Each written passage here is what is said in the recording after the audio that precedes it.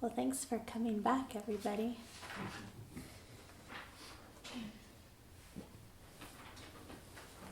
I just realized this afternoon when I was making some notes that I'm really glad that I scheduled myself to do this 4 nights in a row. I didn't have that perspective before. It was just like, well, that's, what we should do. That's like the format. But now that I'm in that, it's like, oh, that's good. Then, it feels like, when you leave an important conversation, you go, oh. So I get to keep coming back and see what else comes of it. I like that. So I thought these last 3 nights to have some kind of structure, like everything about this practice interests me. So how to choose, I decided to spend each of these last 3 nights on the core values that we named for this center: earnestness, compassion, and humility. And earnestness is the most dear to me. It early in intensive practice, that word and the way I read about it just felt like a lifeline, because I had such an intense longing related to this path and such profound self-doubt that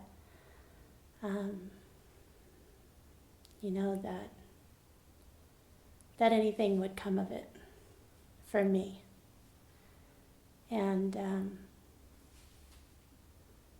that just intensified for a little while, because I'd go on retreat and, get these flashes of insight or transcendence, or a whiff of something that for a little while just, kind of ripped all the dampening effect off the craving that maybe was always there, but I didn't know. And then it was ripped off. And, I knew I had, was not as great at things in a lot of ways as other people. I think I'm probably actually a lot more aware of my shortcomings now than I was then, but even then I knew, I'm not the smartest person in this room. I don't have the best concentration of anybody in this room, and I don't know how this is going to happen.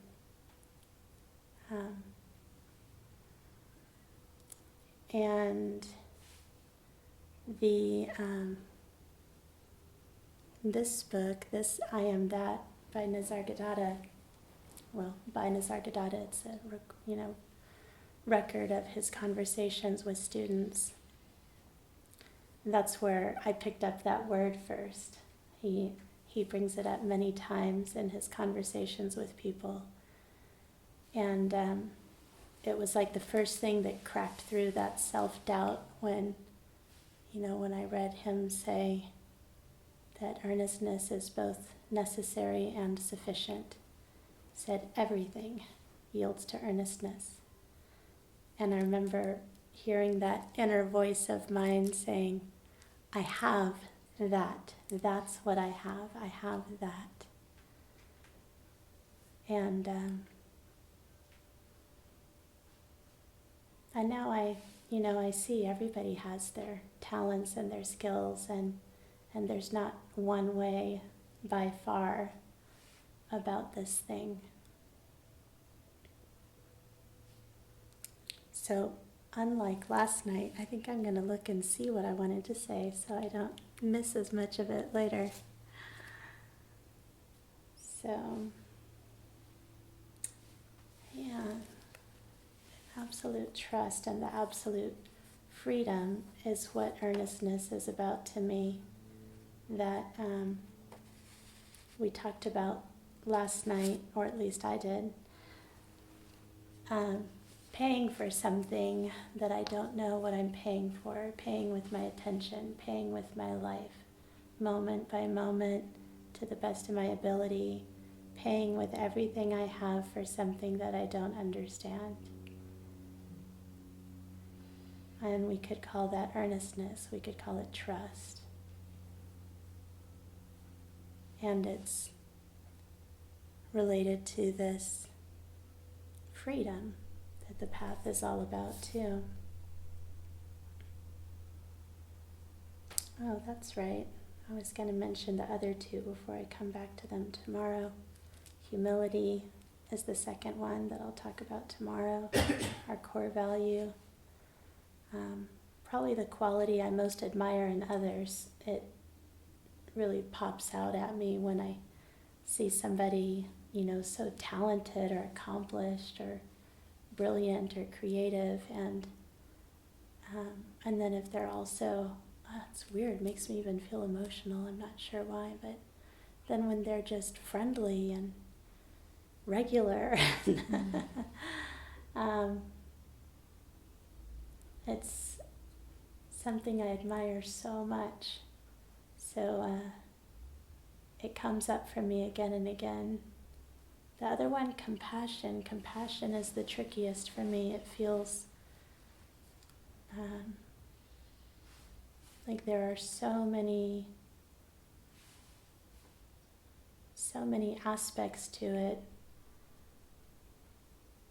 far beyond the ordinary idea of, just caring about things and people and animals, caring what happens to other people, caring how they feel.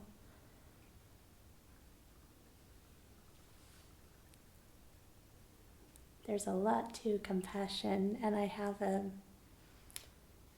real palate for this Zen flavor of compassion that is,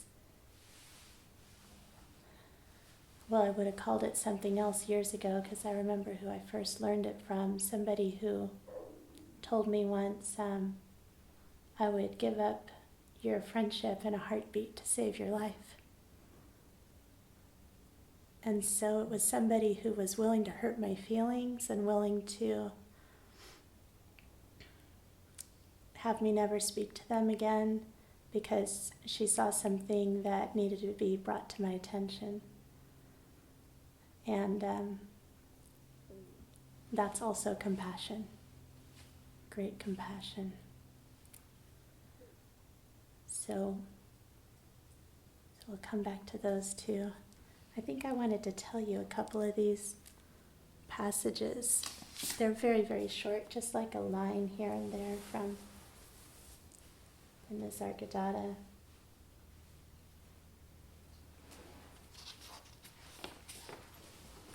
Yeah. In case you like this word, earnestness. So I told you one about that is what he considered necessary and sufficient. So simple.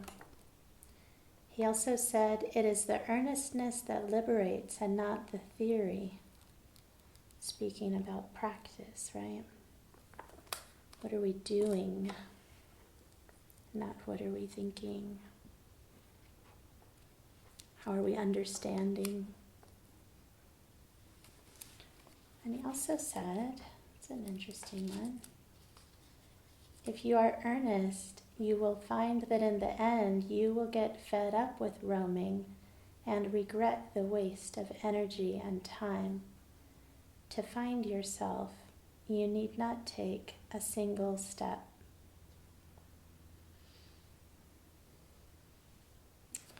Yeah, that roaming, I am going to go off my plan now. I was just remembering when I was retreating in Southern California and I met some people who were Zen practitioners and they were practicing at Rinzai-ji. And when they described that to me, I was like, what? All that structure, uh, all that quiet? I'm like, sign me up. Which might be the opposite of what a lot of people say, but I was like, it has my name all over it. I definitely want to do that. So I went to Rinzai-ji, and at that time, the Roshi there was like 106 years old, and he was not running ceremonies and sessions anymore, but when there were students, his caretaker brought him out in a wheelchair to talk to everybody, and he was, just as forceful and sharp as a Zen master in his 40s. Just couldn't stand up, but otherwise that vitality, I'm glad I still remember that. But he was, pointing at all of his familiar students, like trying to put them on the spot right now. He wasn't going to waste a moment asking each of them a question, and they were looking all confused, which is, what the Zen teachers like to do that to people. And I was kind of stepping back because I wasn't a student. I was like, oh, this is a really sacred time. I shouldn't be here interfering. And, and he called out to me, and he was like, where have you been? And I just felt really seen. I felt like, oddly, like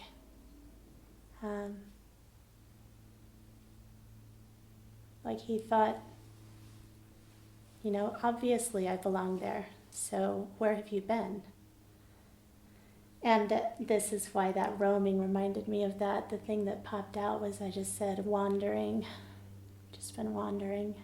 And he said it's a sickness. Wandering is a sickness. He asked me, what's your name? I said Marcy, and I felt very embarrassed because it was like, it just felt like the wrong answer.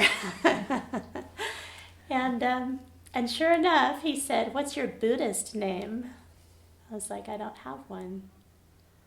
But it was such an impactful meeting. That was the reason why I went back to my mindfulness teacher and asked for a Dharma name, because I was like, apparently I need a Buddhist name to continue here. So that wandering, and I feel like, can't remember the timing exactly now, but I think within about a year of that time, I was relieved of my wandering and came to just be less confused about what I needed to read, who I needed to see, where I needed to go. It's just seemed ever since then like the next thing is just laid out, and then I do that. But I have even less idea than I did before where that goes, if anywhere.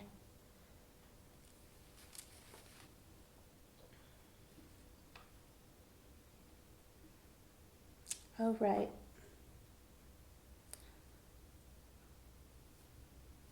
So I think I really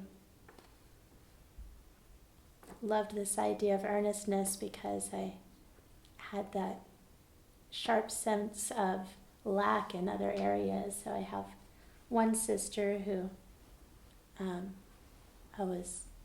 we were pretty much always told all our lives that she's the smart one. So I was like, well, missed that boat. And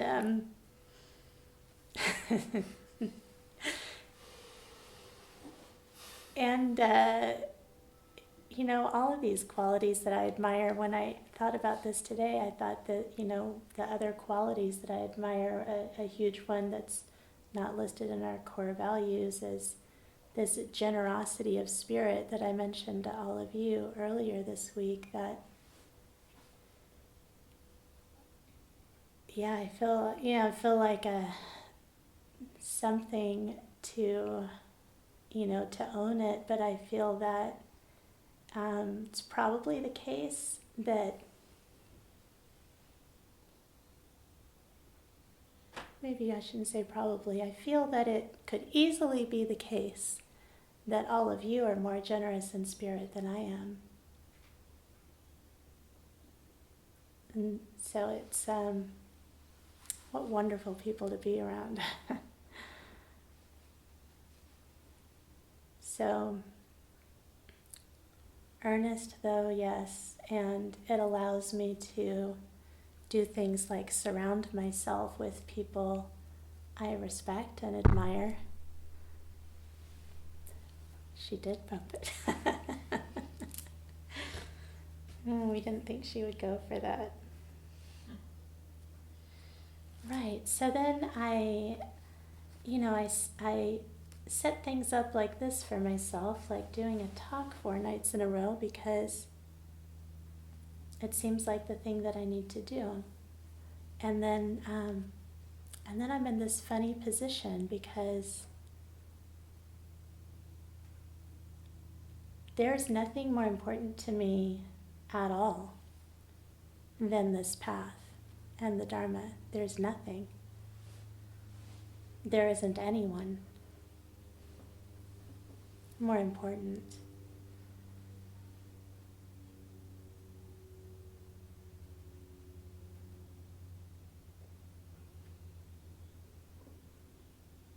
So it's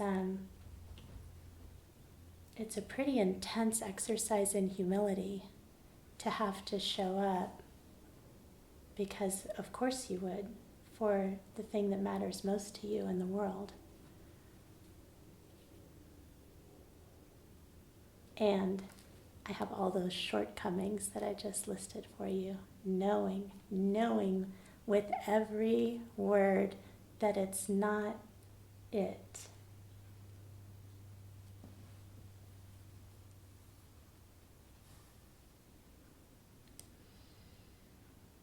And of course it is it, right?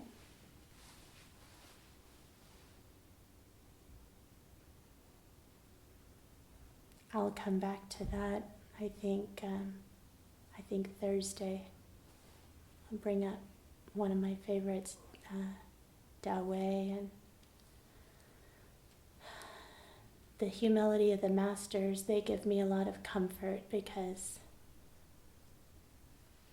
even modern teachers, a lot of modern teachers that I've heard who I admire, it really makes my heart sing when I hear them in an interview say, I'm just a practitioner.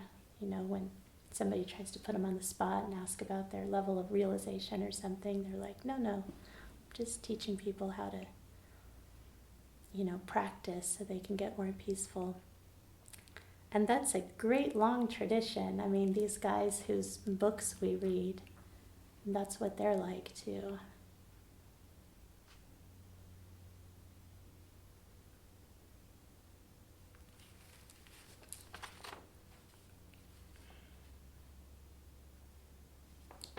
Right, so why it matters, why does earnestness matter?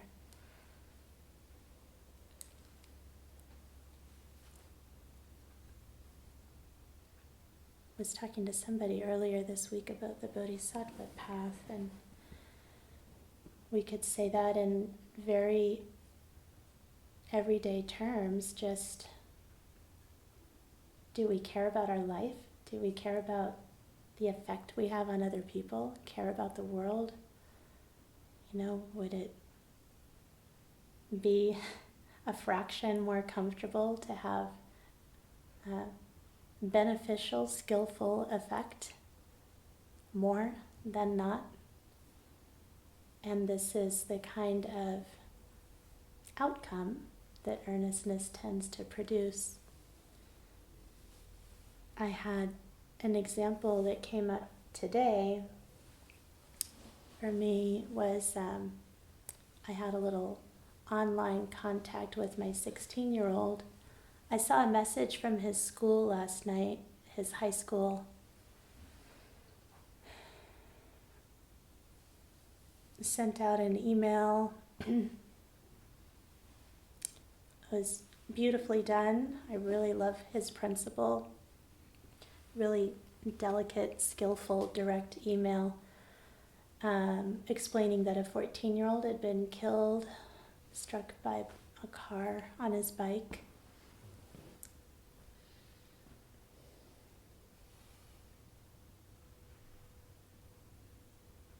And I wondered if my son knew him. They weren't in the same grade.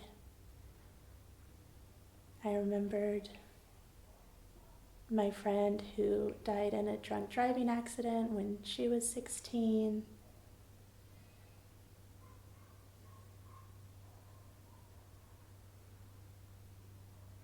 I remembered how confusing that was, how none of the kids knew what to do. And none of the adults knew how to talk about it. And I saw today, he posted a story to his Instagram that was this boy's picture without any comments. And so I messaged him and asked him if he knew this kid, and even by sight, because it's not a huge school. I thought he probably knew him. He probably knew who he was. And we just had a good exchange. The fact that he was able to respond and say, he felt kind of shocked. The fact that we were able to have, a little typed conversation about that, and I just offered something about, this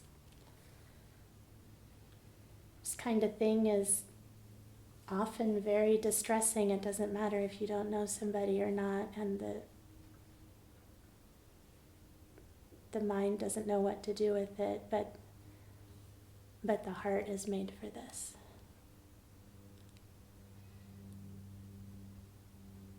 And I bring that up because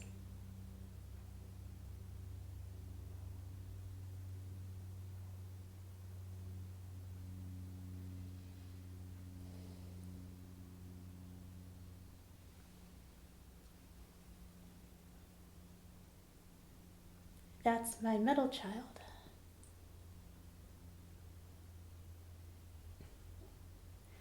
Who has benefited from this practice tremendously. And my oldest has benefited also, but differently. And she's 10 years older. And I was still much more confused when she was growing up. It's like, does earnestness matter? Does your practice matter? It matters. It matters. Every time you bring yourself back to where you intended to pay attention, that matters.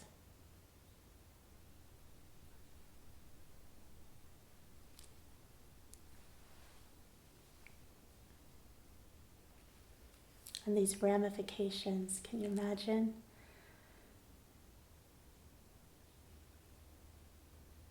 Being able to just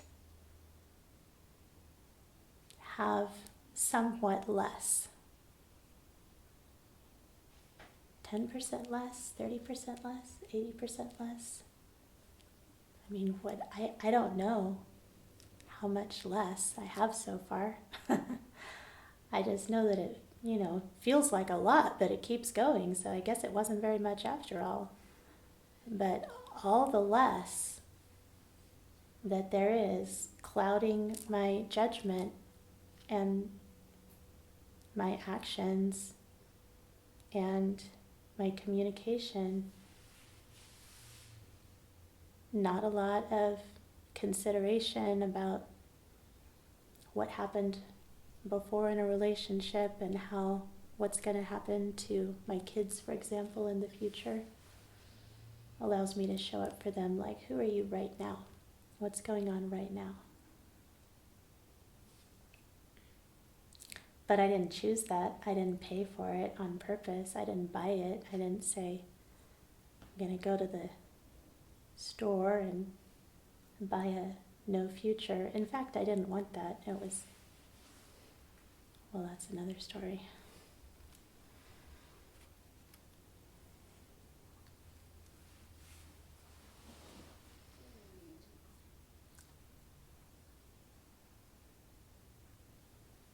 So, all these guys have great things to say. Let me consider which ones we need to hear before we end. I pulled out Kodo Sawaki Roshi. He's a modern Soto guy. Well, he's not living anymore, but he is very modern. And he has some wonderful things to say about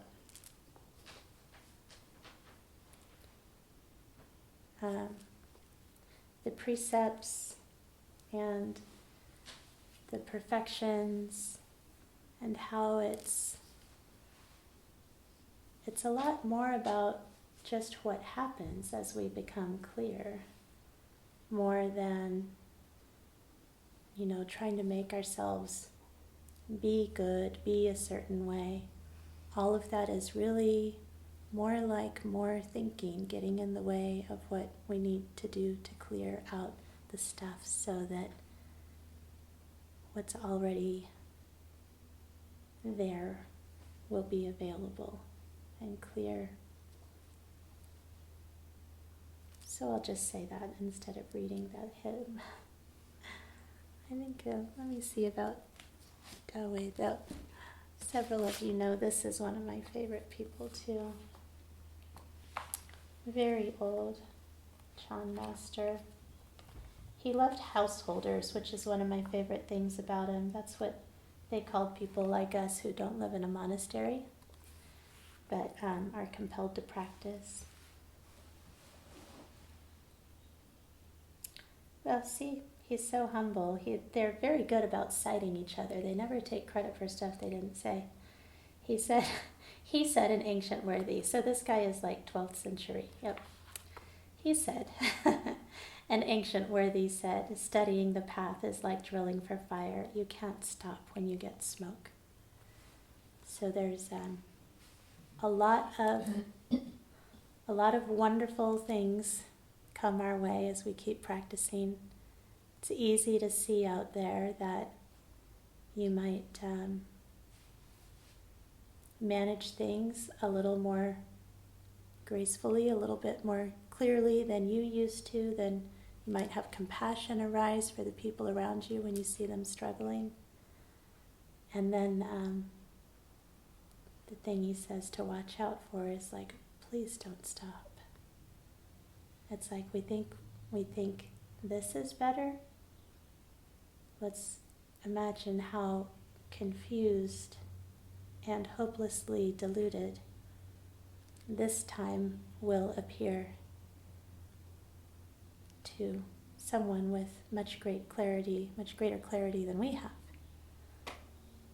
So let's not stop prematurely when things are pretty good. Oh, good. Yes, I think I will share his other one too.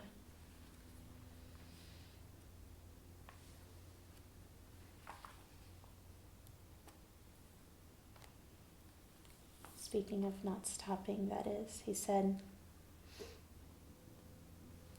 as you feel you're losing your grip more and more and your heart is more and more uneasy, don't give up and slack off. This is the place to cut off the heads of the 1,000 sages. Students of the path often retreat at this point. If your faith is thoroughgoing, just keep contemplating what's before the thought of seeking instruction in the direct essentials arises. Suddenly, you will awaken from your dream, and there won't be any mistake about it.